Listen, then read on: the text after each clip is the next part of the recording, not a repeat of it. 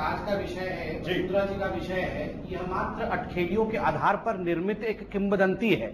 यह सत्य नहीं है, निराधार है। ना तो वसुंधरा जी ने ऐसा कुछ कहा, ना ही किसी नेता ने ऐसा कहा है भारतीय जनता पार्टी से, किंतु भारतीय जनता पार्टी की छवि को धूमिल बनाने के चेष्टा से यह एक षड्यंत्र सा रचा जा रहा है। किंतु हमें सुख है, हमें इस बात का कोई खेद नहीं है, क्योंकि यह एक पार्टी ऐसी पार्टी है जिसमें आंतरिक लोकतंत्र है। वसुंधरा राजे में भी एक मोड़ यह भी है कि यह एक षड्यंत्र के रूप में दिखाया जा रहा है। किंतु मैं आपसे एक बात कहना चाहूंगा, एक लोकतांत्रिक पार्टी है भारतीय जनता पार्टी, एक स्ट्रक्चर्ड पॉलिटिकल पार्टी है, और स्वाभाविक रूप से जहां परिवार इतना बड़ा हो और जहां लोकतंत्र इतना प्रबल हो, तो कई बार ऐसा दिखने में आता है कि दो नेता अपने आप में कुछ आपसी कलह में लगे हैं, किंतु यह मात्र ऐसा दिखता है, स्वाभाविक रूप से होता नहीं है। लोकतंत्र में मैं कहूंगा एक स्टेप आगे बढ़कर कि लोकतंत्र में कलह का होना अनिवार्य है, तभी वह लोकतंत्र कहलाता है। और राजनीति में जो गुजरात के चुनाव अभी आ रहे हैं, नजदीकी हैं, और चुनाव का परिणाम ही बताएगा कि देश का रुख किस ओर है, हवा कहां से बह रही है और किस तरफ जा रही है। इसमें छुपाने वाली और बहुत अटखेलियां लगाने वाला कोई विषय है नहीं। किंतु जहां तक भारतीय जनता पार्टी का सवाल है, अभी कुर्बान साहब ने कहा कि 10-12 प्रधानमंत्री के कैंडिडेट हैं। मैं कहना चाहूंगा लोकतंत्र में यह स्वागत योग्य है कि 10-12 कैंडिडेट हैं। एक वंश का, एक परिवार का एक ही व्यक्ति प्रधानमंत्री बनने योग्य हो, ऐसा हमारी पार्टी नहीं मानती है। और जब अटल जी थे तब आप कहते थे कि हमारे पास ये एक व्यक्तित्व है, तब कोई दूसरा नहीं था। उस वक्त जब अटल जी 6 साल 8 साल, आपके 6 साल तो प्रधानमंत्री रहे और 10 साल वो प्रधानमंत्री पद के दावेदार रहे, तब तो हमने ये सवाल नहीं उठाया। कुर्बान साहब, मेरा तो ये स्पष्ट रूप से कहना है कि इंतजार करें 2014 के चुनाव से पूर्व। अभी फिलहाल हमारी पार्टी हमेशा से जो विश्वास रखती है वो सामूहिक नेतृत्व में, कलेक्टिव लीडरशिप में विश्वास रखती है। समय आने पर नाम अवश्य पता चलेगा और उनके नाम पर चुनाव लड़ा जाएगा। कलेक्टिव लीडरशिप की बात कर रहे हैं हरि जयसिंह जी, लेकिन उस लीडरशिप में वो कलेक्शन ऑफ इंटरेस्ट या कलेक्शन ऑफ कह सकते हैं आत्मविश्वास, कॉन्फिडेंस, वो दिख नहीं रहा है। क्योंकि साफ जिस तरह से खबरें आती रहती हैं, चाहे बड़े नेताओं के बारे में, चाहे बहुत बड़े नेताओं के बारे में, साफ दिख रहा है। देखिए, कलेक्टिव लीडरशिप वहां ही माने रखती है जैसे फुटबॉल टीम में एक कैप्टन रहता है और वो टीम की तरह खेले। यहाँ पे तो कहीं कोई टीम ऐसे दिखती नहीं है, हर कोई एम्बिशन अपने हैं, लीडरों की तो कमी नहीं है, ये बात सही है और वो अच्छी बात है, मैं इसे भी मानता हूँ। लेकिन बात है कि लीडरशिप को सेंस ऑफ डायरेक्शन और जिस तरह से छवि होनी चाहिए।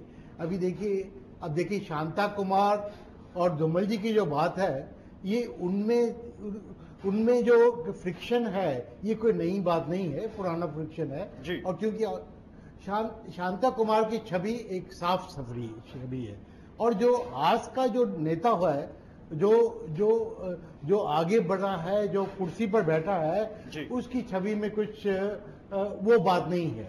तो इसीलिए एक ऑनेस्ट आदमी, मेरा ये मानना है कि आप अगर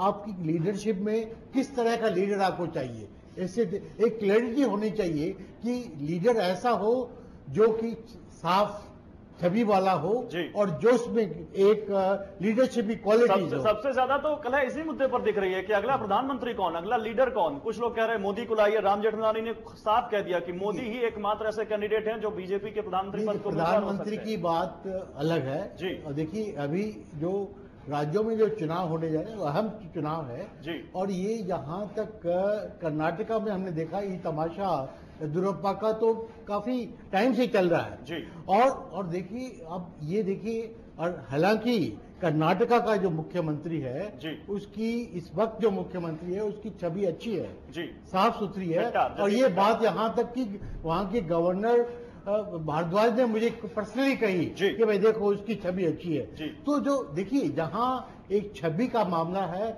जहां करप्शन एक मुल्क में हर तरह का करप्शन छाया हुआ है, लेकिन पार्टी तो टूट गई वहां पर। आपके इतने बड़े नेता वहां से चले गए। करना चाहूंगा गौरव साहब, ऐसा है कि देखिए यहाँ भारतीय जनता पार्टी ने कर्नाटक में चाहे पार्टी के टूटने का ही वक्त क्यों ना आ जाए, किंतु भ्रष्टाचार के खिलाफ अपने मत को स्पष्ट किया है और बिल्कुल चाहे कितनी भी खराब परिस्थिति क्यों ना हो जाए, आला कमान ने यही व्यक्त किया है कि भ्रष्टाचार के साथ कोई कॉम्प्रोमाइज नहीं होगा। उसका भी एक यहाँ पर सवाल है। सुषमा स्वराज की बहुत बड़ी फोटो छपी थी रेड्डी बंधुओं को आशीर्वाद देते हुए। कुर्बान जी भ्रष्टाचार की बात कर रहे हैं और उनकी बहुत बड़ी फोटो छपी थी, और वेल्लारी के जो रेड्डी बंधु हैं उनके बारे में तो सब जानते हैं कि जब तक बीजेपी के कहा गया कि जब तक बीजेपी का उससे काम चला तब तक बीजेपी ने उसको बहुत प्रोटेक्ट किया, और आज बीजेपी जानती नहीं। वो जो आप कह रहे हैं रेड्डी बंधुओं की तो बात जाने दीजिए। भारतीय जनता पार्टी के सबसे वरिष्ठ नेता श्री लाल कृष्ण आडवाणी, उन्होंने भ्रष्टाचार के खिलाफ यात्रा निकाली और वो यात्रा जब कर्नाटक में पहुंची तो उसकी परिणति जो थी वो येदियुरप्पा की गिरफ्तारी जेल जाने से हुई। तो ये तो उनका सुशासन और भ्रष्टाचार के खिलाफ आचरण जो है वो दिख रहा। मैं हरिजय सिंह जी से बिल्कुल सहमत हूं कि वो पार्टी विद ए डिफरेंस जो कही जाती थी, वो पार्टी जो बड़ी अनुशासित पार्टी जानी जाती थी, उसमें वो सारी खराबियां आ गई जिसके लिए वो कांग्रेस पार्टी पर आरोप लगाया करते थे। और शायद वो अंग्रेजी का मकूला सही है कि power corrupts and absolute power corrupts absolutely. अब डिग्री का फर्क रह गया कि कौन कितना कम है ज्यादा है। बंगारू लक्ष्मण साहब बेचारे अभी पता नहीं उन्हें जमानत मिली है कि नहीं, जेल में थे, भ्रष्टाचार के आरोपों में ही जेल गए हैं और किसी ने फंसाया भी नहीं है उनको, खुद ही उन्होंने कैमरे पर लेते हुए पकड़े गए थे और अब पार्टी उनको डिफेंड नहीं कर रही है। भारतीय जनता पार्टी के अध्यक्ष थे, दलित चेहरा थे भारतीय जनता पार्टी का, दक्षिण भारत से आए थे। तो कितने उदाहरण चाहिए कि पार्टी इन सारी बातों से अपने आप को अलग साबित करे, उसका दामन साफ है ही नहीं। और जो कंट्रोल अनुशासन का होता था भारतीय जनसंघ के जमाने में संघ परिवार का, वो भी अब खत्म हो गया, क्योंकि हर आदमी हर छत्रप हर अपने राज्य में अपने आप को सबसे बड़ा नेता मानता है, सबसे बड़ा नेता मानता है। और वो नेता जिस तरह से मानता है, कहीं ना कहीं केंद्र नेतृत्व पर भी वो चीज हावी होती दिख रही है। आज हर क्षत्रप अपनी मनमानी अपने राज्य में चला रहा है, चाहे वो मोदी की बात हो, चाहे वो बात हो हिमाचल की, और चाहे बात हो कर्नाटक की। छोटे से ब्रेक के लिए रुक रहे हैं, ब्रेक के बाद इसी मुद्दे पर चर्चा करते रहेंगे, आप बने रहिए हमारे साथ।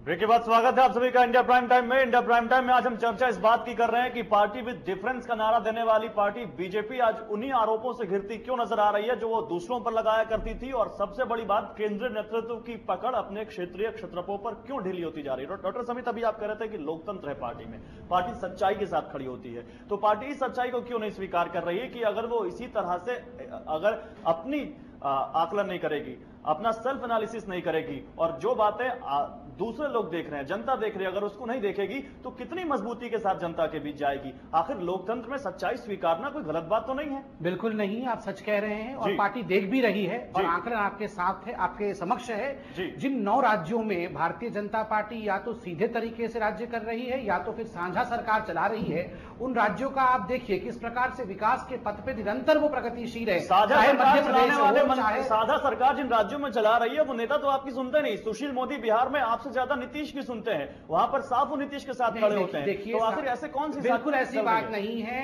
ऐसी बात नहीं है। नीतीश कुमार जी, सुशील मोदी सब हमारे ही हिस्से हैं, एनडीए के हिस्से हैं, और जिन राज्यों में हमारा राज्य है आप देखिए किस प्रकार बात एनडीए की नहीं हो रही, बात बीजेपी की हो रही है, एनडीए की नहीं हो रही है बात। बीजेपी का एक हिस्सा साझा सरकार के रूप में बिहार में भी है। बीजेपी के नेता किसी मुद्दे पर अपनी पार्टी से अलग कैसे खड़ा हो सकता है? पार्टी लाइन कौन खड़ा है आज के डेट में? मुझे कोई एक भी नेता भारतीय जनता पार्टी का पार्टी से अलग खड़ा नजर नहीं आ रहा है। मोदी के मुद्दे पर तो अक्सर देखने को मिलता है। कहां मोदी जी खड़े हैं? मोदी विकास के साथ खड़े हैं, मोदी गुजरात के डेवलपमेंट के साथ खड़े हैं। मोदी बिहार आ रहे हैं और ना आपकी गठबंधन की सरकार है, तभी मोदी बिहार में नहीं आ रहे और ना मोदी बिहार के किसी नेता को बुला रहे हैं। मोदी जी को बिहार जाने की क्या आवश्यकता है अभी, जब गुजरात के चुनाव सर पे हैं? ये तो खुद बीजेपी के नेता बोल रहे हैं। गिरिराज सिंह खुद वहां चिल्ला चिल्ला कर कह रहे हैं कि मोदी आएंगे आएंगे आएंगे। कुर्बान जी, जिस तरह से ये कह रहे हैं कि हम लोकतांत्रिक पार्टी सच्चाई देख रहे हैं, सच्चाई क्या इसी तरह से सच्चाई देख रहे हैं कि वो जो ये साहब यहाँ पर डॉक्टर समित कुछ मानने को तैयार नहीं? मैंने आपसे शुरू में कहा कि आप वो चीज उन्हें दिखाना चाह रहे हैं वो जो देखना नहीं चाहते,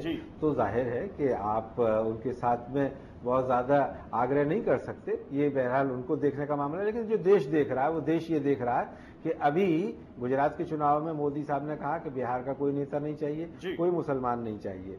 और तीसरी बात यह कि सुशील कुमार मोदी ने नीतीश कुमार की तारीफ कर दी और वहां जो डॉक्टर सीपी ठाकुर हैं इनके प्रदेश अध्यक्ष, वो कुछ दूसरी बात कह रहे हैं। बीजेपी में हर राज्य में अलग अलग स्वर दिखाई दे रहे हैं। कितने तरह के स्वर आप देखना चाहते हैं? शांता कुमार वर्सेस धूमल, वो कुछ अभी जैसा हरिजय सिंह जी ने कहा कोई ढकी छिपी बात नहीं है। पंजाब में जो है वो भी ढकी छिपी बात नहीं है। उत्तराखंड जिस तरह से गंवाया वो भी सबके सामने था।